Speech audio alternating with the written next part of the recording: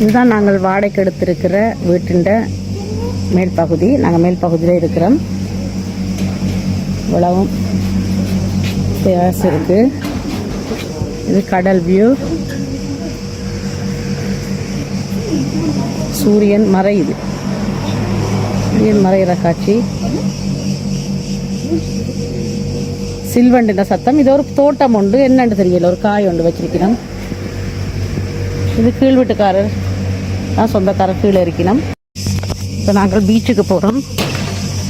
First day.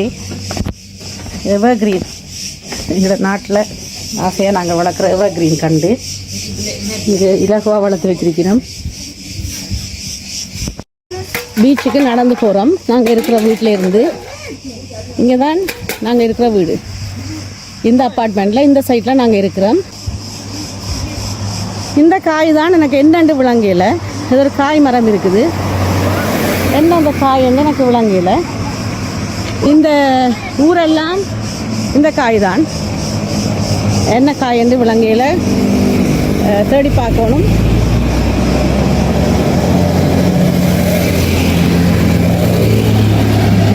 இங்கே ஒரு விதமான ஸ்கூட்டர் ஓடினோம். இந்த மரம் இந்த எல்லா தோட்டமும் அந்த காய் மரம் தான். என்ன காய் என்று எனக்கு விளங்கல.